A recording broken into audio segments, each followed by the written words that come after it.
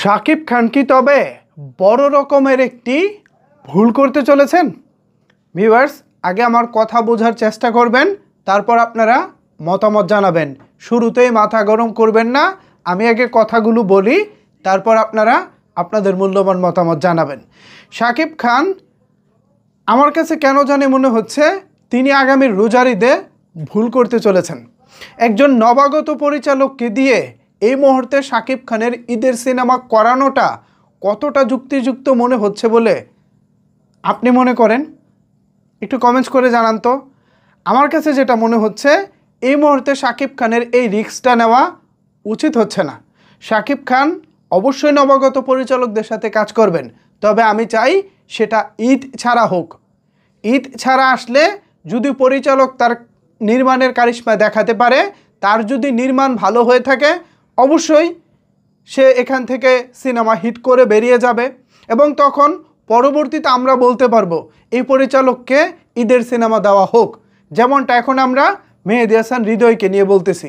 বরবাদ দেখার পর কিন্তু এখন আমরা সবাই চাচ্ছি মেহেদী হাসান হৃদয় শাকিব খানের আরও একটা সিনেমা পরিচালনা করুক।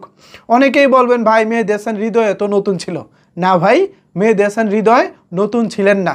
শাকিব খান মেহেদী হাসান হৃদয়কে গত 2 বছরে নিজের হাতে গড়েছেন।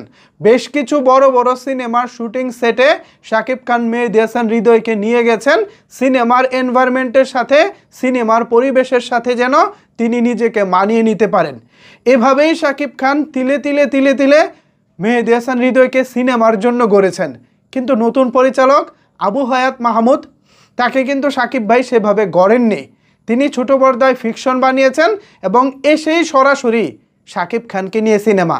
এটা আমি মনে করি অনেক বড় রকমের রিস্ক হয়ে যাচ্ছে।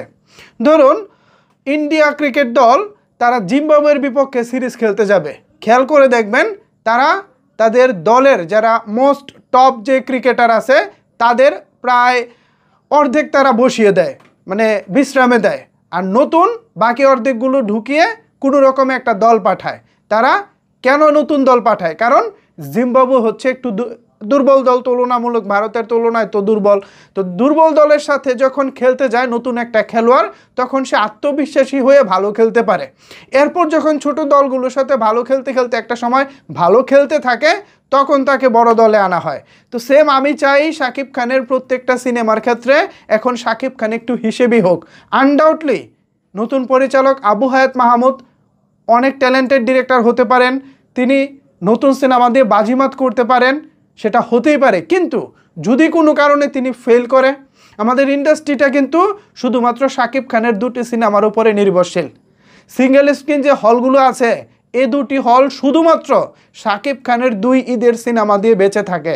এই 2 ঈদেও যদি তারা ব্যবসা করতে না পারে, এরপরের বছর ঈদে এসে দেখবেন শাকিব খানের সিনেমা রিলিজ করার জন্য আর কোনো হল খুঁজে পাবেন না।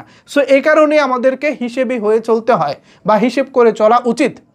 আমি চাই আবু হায়াত মাহমুদ কিংবা আরও যারা নতুন যারাই আছেন, তারা শাকিব ভাইকে নিয়ে অফ সিজনে আসুক, যেখানে কোনো রিস্ক নাই। হয়তো সিনেমার বাজেট একটু কম হবে, বাট নিজেদেরকে প্রমাণ করার একটা জায়গা থাকবে।